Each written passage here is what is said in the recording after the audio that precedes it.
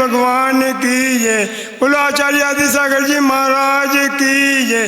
बोलो आचार्य महावीर कीर्ति जी महाराज की जय। बोलो आचार्य विमल सागर जी महाराज की जय। बोलो तात गुरु आचार्य सन्मति सागर जी महाराज की जय। बोलो आचार्य सुनील सागर गुरुदेव की जय।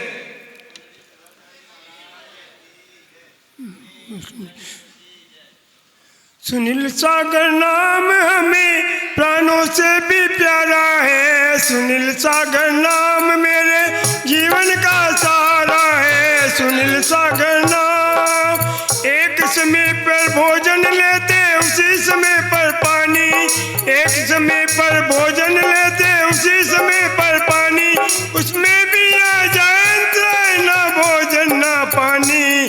सुनील सागर नाम हमें प्राणों से भी प्यारा है। सुनील सागर नाम मेरे जीवन का सहारा है। बोला आचार्य सुनील सागर गुरुदेव की जय। दुनिया चले न मेरे गुरु के बिना, गुरु न चले मेरे प्रभु के बिना। दुनिया चले न मेरे गुरु के बिना, गुरु न चले मेरे प्रभु के बिना। शास्त्रों में हमने पढ़ लिया है, बड़े बुजुर्गों से सुन लिया है। जीवन ना शुरू हो मेरे गुरु के बिना, गुरु न चले मेरे प्रभु के बिना। दुनिया चले न मेरे गुरु के बिना, गुरु न चले मेरे प्रभु के बिना। बोलो आचार्य सुनील सागर गुरुदेव की जय। भवन में है गुरुवर हम तेरे ही शिष्य रहे, जब तक ना मुक्ति मिले तेरा साथ अवश्य रहे। मोक्ष मार्ग की चाबी आपने सन्मति गुरुवर से पाई, हमें वहाँ तक पहुँचाने की कृपा करो है गुरु राई। तब चरणन की पूजन से तब संयम की राह मिले। भव भव में है गुरुवर हम तेरे ही शिष्य रहे। अपने जीवन में एक गुरु अवश्य होना चाहिए। जिसके जीवन में गुरु नहीं उसका जीवन शुरू नहीं।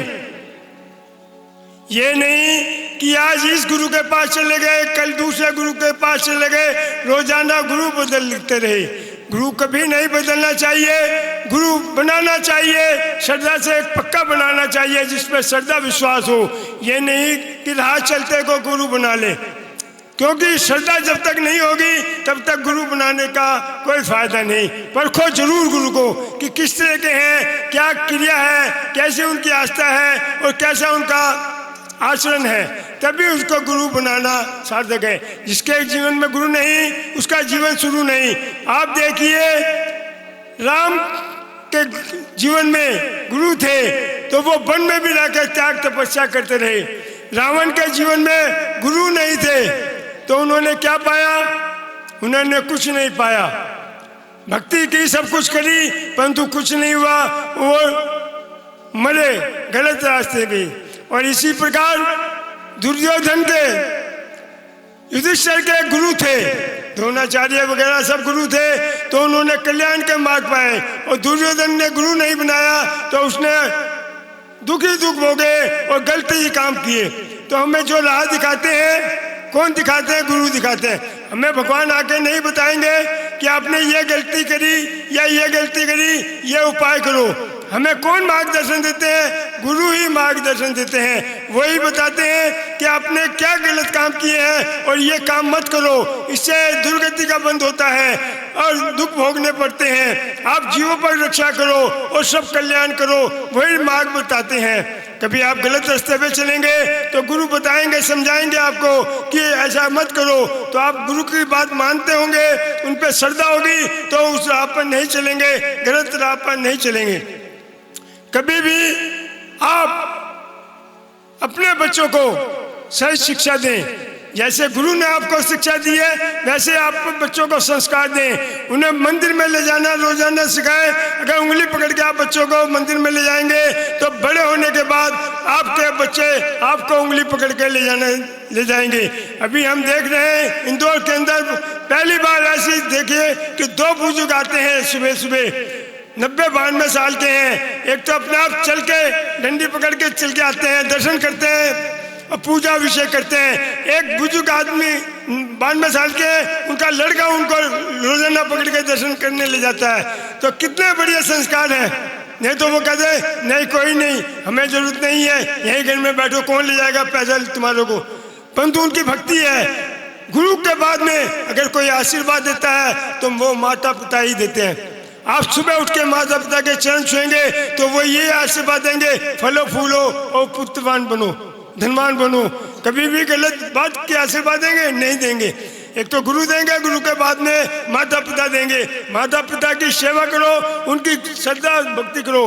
बीमार है, दुखी है, परेशान है तो उनका ख्याल रखो। ये नहीं देखो आचार्य श्री को देखो, आचार्य श्री के संग में 60 पिछियाँ हैं। आपके घर में 4 भाई हो तो आप लड़ने झगड़ने में तैयार रहते, एक साथ नहीं रह सकते। और आचार्य श्री 60 संघ में लेकर चले हैं। कितने प्यार और वात्सल्य है।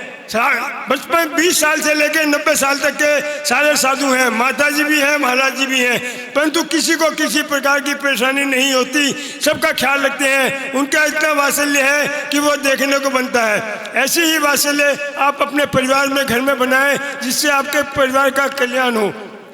आप देखें आचार्य श्री बुजुर्ग आदमी को ज्यादा पहले दीक्षा देते हैं। कोई भी साधु, ये विश्व के अंदर रिकॉर्ड है, कोई भी दिगंबर साधु आचार्य ने आज तक बुजुर्ग साधु को इतनी दीक्षा नहीं दी जितने आचार्य श्री ने दीक्षा दी है। वो चाहते हैं कि हर बुजुर्ग आदमी का कल्याण हो, उद्धार हो। अस्पताल में जाएगा, आईसीयू में जाएगा तो उनको क्या मिलेगा? वहाँ पे इंजेक्शन लगते रहेंगे और उससे कल्याण होने वाला नहीं है। यहाँ पे आएंगे आचार्य सिंह के पास दीक्षा लेंगे तो अपना कल्याण करेंगे, अपने मन वचन काल से अपनी श्रद्धा से भक्ति करते रहेंगे, उनका समाधि मन बढ़िया हो जाता है। आपके घर में देखो कितना ख्याल रखते हैं। आपके घर में अगर बुजुर्ग हो और खांसी बीमारी रहती हो तो वो कहते हैं पता नहीं बुढ़ा कब मरेगा, रोजाना खांसा रहता है, हमें परेशान करता है और सारी कमाई करता है, पैसे में लगवा देता है। और आचार्य श्री उनको, जो बुजुर्ग हैं, दुखी हैं, परेशान हैं, जिनके बेटे नहीं चाहते या किसी तरह से स्वस्थ हैं, उन्हें रख के राजी हैं कि इनके उनकी सेवा करेंगे। आचार्य श्री पूरा रात दिन उनका ख्याल रखते हैं। साधुओं को भी ड्यूटी लगाते हैं कि इसका ख्याल रखो जिससे उनका कल्याण हो जाए। उन्हें पता भी नहीं चलता, उनके परिवार वाले कहते हैं कि इतनी सेवा तो हम माँ बाप की नहीं कर सकते थे जितने संघ में सेवा को मिलती है। तो ऐसा ही फल मिलता है जिससे कि कभी भी उद्धार हो। और आचार्य श्री का देखते ही आप कितना मौन रहते हैं, 24 घंटे मौन रहते हैं। आचार्य श्री को किसी से कोई मतलब नहीं है। उनके पास प्रधानमंत्री आए, मुख्यमंत्री आए, राज्यमंत्री आए, सेठ आए, करोड़पति आए, आचार्य श्री को कोई लेना नहीं है। आचार्य श्री को यही है कि अपने जो सामाजिक आदमी है, शावक है, उन सबका कल्याण होना चाहिए। कोई भी दुखी ना रहे, कोई भी परेशान ना रहे, कोई भी गलत नीति पे ना चले, क्योंकि गलत नीति पे चलेगा तो धर्म की बदनामी होगी, महावीर भगवान की बदनामी होगी, गुरुओं की बदनामी होगी कि ये जैन धर्म का आदमी होकर कैसे गलत काम करता है, कैसे नीति पे चलता है। तो ऐसे ही रास्ता बताते हैं हमारे गुरु, कभी भी गलत रास्ते पे नहीं ले जाते। और फिर आप देखिए आचार्य श्री को कि आचार्य श्री का अपनी साधना में मगन रहते हैं। उनका कोई प्रोजेक्ट नहीं है, कोई भी उनकी लालसा नहीं है कि कोई मेरा मठ बन जाए या कोई मेरा मंदिर बन जाए, मेरी धर्मशाला बन जाए। वो चाहते हैं सिर्फ तीर्थ स्थानों पे जितने भी तीर्थ हैं उनका उद्धार हो, उनका मान्यता बढ़े और लोग बाग दर्शन करने को आए, उनकी पूजा पाठ भक्ति होती रहे। ऐसे आचार्य श्री की भावना होती है। जैसे महावीर कीर्ति जी महाराज की भावना होती थी कि तीर्थों पे स्थान पे चतुर्मास करते थे, ऐसे ही हमारे आचार्य श्री तीर्थों पे रहकर जंगलों में अपना चतुर्मास करते हैं, साधना करते हैं। वहीं पे उनको आनंद आता है। गिरनार के अंदर जंगलों में जाके आचार्य श्री ने वहाँ साधना करी। सबने मना किया कि यहाँ शेर हैं, जीव हैं, यहाँ पे नहीं करो, परंतु आचार्य श्री अकेले जाते थे और वहीं रह के 2, 2.5, 3 घंटे वहाँ पे साधना करते थे। वहाँ पे शेर भी आए, सब कुछ हुआ, परंतु शेरों ने भी कुछ नहीं कहा और अपनी साधना में मगन रही। 2 बार गिरनार की यात्रा में दोनों बार पूरी आचार्य ने साधना करी। ये देखने को बनता है। यही हमें सीखना चाहिए कि जैसे हमारे गुरु हैं, हमें भी उनके पद पर चल के अपना कल्याण करना चाहिए, अपने परिवार का कल्याण करना चाहिए, समाज का कल्याण करना चाहिए। ये नहीं अहंकार में डूबे रहे, पैसे के मुँह में भूलते रहे, किसी को कुछ ना सके, सबको मान इज्जत और सम्मान दे। अगर आप पूजा प्रसाद करते हैं, मंदिर में कोई गरीब भी आता है, पहले उसके कहिए भाई साहब आप अभिषेक कीजिए, तो वो कितना खुश होगा कि सेठ जी ने, प्रधान जी ने मेरे को पूछा कि पूजा अभिषेक कर लो, और आपने कहा ये चूच आदमी, चल हटो साइड में हो जा, अभी अभिषेक नहीं करना, इसको करने दे, क्योंकि इसने 51,000 रुपये दिए हैं तो इसको करने दे, और तूने क्या देगा, तू क्या देता है। तो ऐसे कभी भी भाव नहीं होने चाहिए, इससे पुण्य नहीं बल्कि आपको पाप लगेगा, और समाज में विघटन पैदा होगा, समाज के लोग बाग दुखी होंगे, कहेंगे कैसे हमारा प्रधानमंत्री आ गया जो ऐसी ऐसी घटिया बातें करता है। तो हमें उन सब चीज़ों का ध्यान रखना चाहिए, समाज को जोड़ के चलना चाहिए, परिवार को जोड़ के चलना चाहिए, जब भी हमारे समाज का और हमारे परिवार का कल्याण होगा। उसके अलावा कोई भी कल्याण होने का दूसरा रास्ता नहीं है। हमें यही सब सीख बताती है और कल्याण करती है। आचार्य श्री तो मनुष्य तो क्या, जीव पर भी ज़्यादा करुणा करते हैं, वो छोटे से छोटे जीवों की भी रक्षा करते हैं, जिससे कि किसी जीव को कुछ भी कष्ट ना हो, कोई भी परेशानी नहीं हो। नहीं तो लोग बाग देखते हैं कि जीव क्या है, कुछ नहीं, रात को कभी लाइट का यूज नहीं करते, ना करने देते, कि कितने मच्छरों के जीव की हिंसा होती है। और चलते हैं, तुम बता था अहमदाबाद से गिरनार के लिए, तो रास्ते में ऐसे जीव बिखरे पड़े थे जैसे कि ने फूल बिछा दिए हो, परंतु आचार्य श्री ने देखा,